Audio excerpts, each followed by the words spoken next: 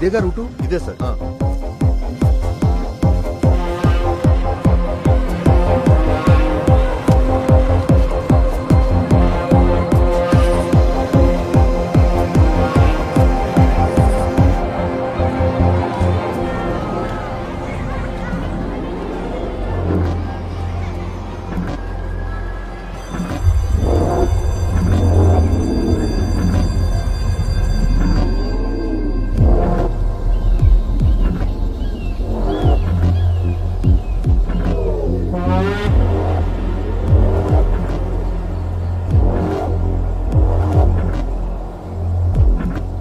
Dispensary అటువైపే ఉండేది sir.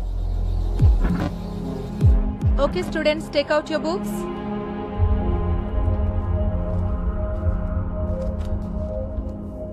అయ్యో, సమ్మర్ వచ్చేసింది, మంచినీళ్ళు ఎక్కువ తాగాలని చెప్పానా లేదా? లేఖ, get some water quick. Mister Vijay sir. చెరువులో దిగడానికి ఎవరైనా దొరుకుతారా? వాళ్ళు అడిగినంత డబ్బులు ఇద్దాం. ఓకే సార్, సెట్ చేస్తాను.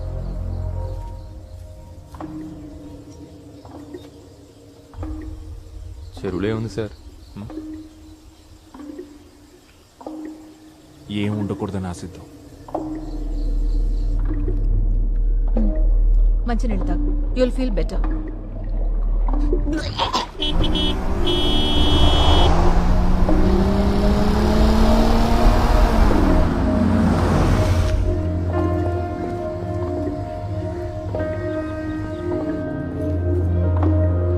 డిహైడ్రేషన్ అయింది మేడం, ఐవి కూడా ఎక్కించాం. ఇప్పుడు తను ఓకే కదా నితిన్? ఇంటర్వెల్ టైంలో గ్రౌండ్ లో బాగా ఆడాడు, కానీ ఒక్క చొక్క మంచినీళ్ళు కూడా తాగలేదు. బాత్రూమ్కి వెళ్లాల్సి వస్తుందని. వీడొక్కడే కాదు, పిల్లలందరూ అంతే ఉన్నారు.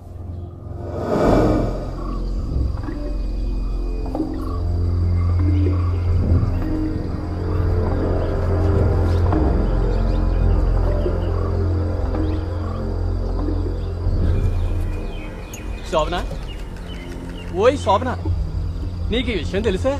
పోలీసులు ఒక పెద్ద దోపిడీ దొంగను తీసుకుని మన ఊరు చెరువు దగ్గరికి వచ్చారు. అతను కిలోల కొద్దీ బంగారం నగలు చెరువులో దాచిపెట్టాడని చెప్పుకుంటున్నారు.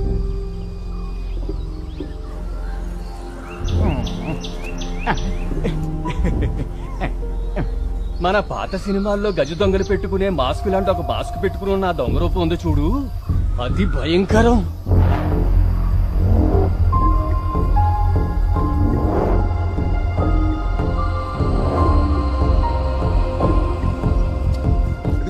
నేను ఇటు నుంచి ఎత్తుకుతాను, నువ్వు అటు నుంచి చూడు.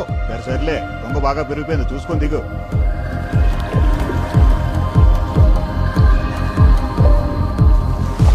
నువ్వు అట్లే చూడు, జాగ్రత్త.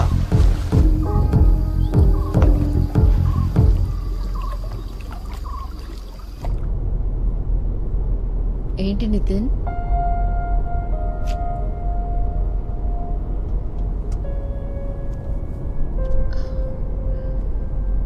జ్వరం లేదులే. మేఘ ఈరోజు కొంచెం త్వరగా వస్తానంది. లేదంటే ఆఫీస్కి లీవ్ పెట్టమంటావా?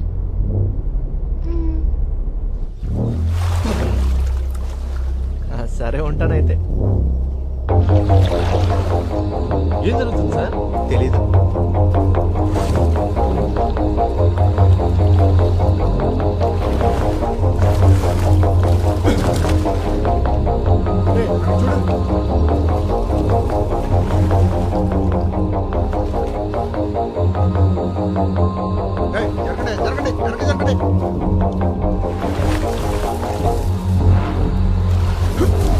అరే వెళ్ళండి, వెళ్ళండి.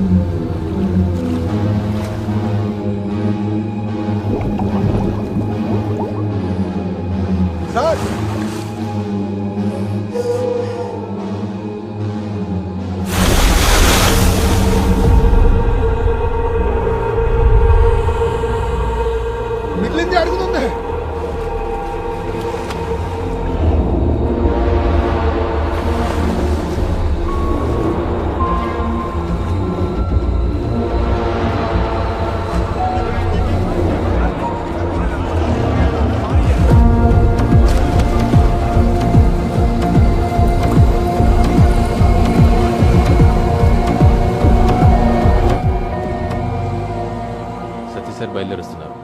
డివైఎస్పీ టౌన్లో లేరంట. సార్ మీరు మమ్మల్ని ఇలా బుక్ చేస్తారనుకోలేదు సార్. ఏదో దొంగతనం కేసు స్టేట్మెంట్స్ ఎంక్వైరీ అన్నారు. సార్ ఇది ఎక్స్పెక్ట్ చేయలేదనుకుంటా. హే అదే లేదు, బ్యాన్ చేసిన currency notes, fake currency notes అన్ని కలిపి ప్లాస్టిక్ బ్యాగ్ లోంచి ఈ చెరువులో దాచిపెట్టారనేది ఆ ఇన్ఫర్మేషన్. ఈశ్వరా, అయితే అది ఎక్కడ ఉంటుందో.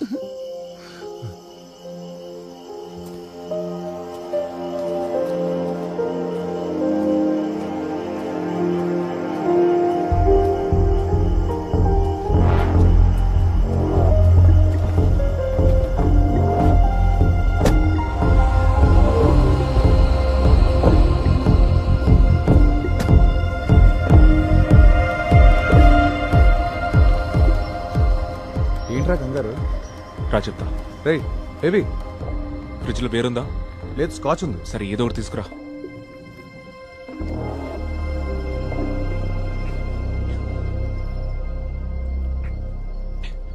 రేయ్, టెన్షన్తో చచ్చిపోతున్నా, ఏం జరిగిందో చెప్పరా?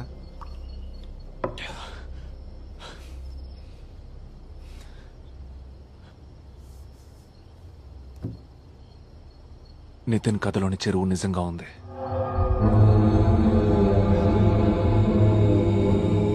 ఆ చెరువులో శవం కూడా ఉంది.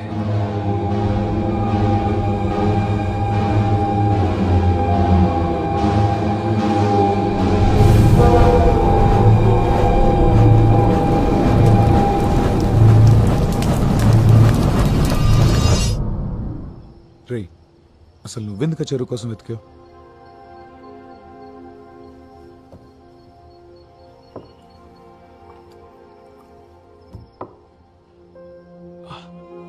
I don't know. Nithin problem, నా ప్రాబ్లం రెండిటికి లింక్ ఉందని నా ఫీలింగ్. వాడి ప్రాబ్లంకి నేను, నా ప్రాబ్లంకి వాడు సొల్యూషన్ అనిపించింది.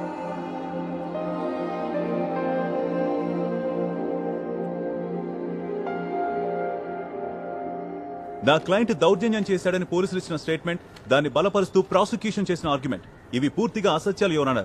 నా క్లయింట్ ఆ ముందు రోజు రాత్రి విజయవాడకు బయలుదేరెళ్లాడు. Presenting APSRTC bus tickets and bus stand CCTV footage as evidence exhibits A and B. కావున కేసు పూర్వాపరాల్ని పూర్తిగా పరిశీలించి నా క్లయింట్ ని నిర్దోషిగా విడుదల చేయవలసిందిగా కోరుతున్నాను యువర్ ఆనర్. రా, నేను కాల్ చేస్తాను. Okay sir.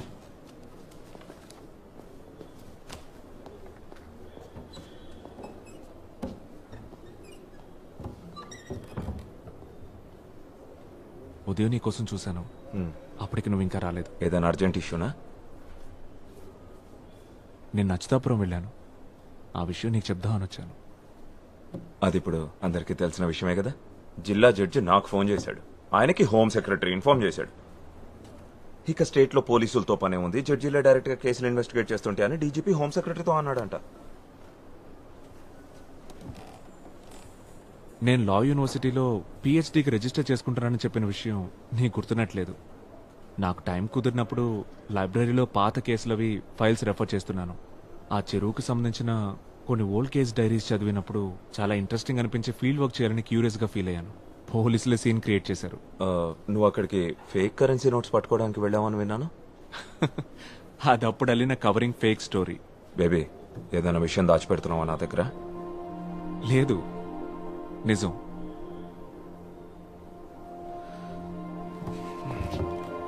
ఆ రిఫరెన్సెస్ డీటెయిల్స్ నోట్స్ నాకు సెండ్ చేయి. అవి ఎక్కడున్నాయో వెతికి షేర్ చేయాలి. 6-7 ఏళ్ల క్రితం నాటి ఫైల్స్ అవి. ఆ చెరువులో దొరికిన అస్థికలు 30 సంవత్సరాల ముందు అని ఫోరెన్సిక్ వాళ్ళ రిపోర్ట్. ఇంకా డీటెయిల్డ్ ఇన్వెస్టిగేషన్ కోసం ఢిల్లీలోని ఫోరెన్సిక్ ఆంథ్రోపాలజీ ల్యాబ్కి శాంపిల్స్ ని పంపించారు. 30 సంవత్సరాల ముందా? చూస్తుంటే ఇది ఇంకా కాంప్లికేట్ అయ్యేలా ఉంది బేబీ. అది చాలదన్నట్టు పోలీస్ చీఫ్, మా చీఫ్ క్వశ్చన్స్ మీద క్వశ్చన్స్ అడుగుతున్నారు. నన్ను షర్మిలాకి ఏం చెప్పమంటావు? ప్రస్తుతానికి డెవలప్మెంట్స్ గురించి తనకు చెప్పొద్దు. సరే సరే, ఎలాగో తను నేను కలవాలంటుంది, అప్పుడు నువ్వే చెప్పు. నేను మాట్లాడతాను. సరే.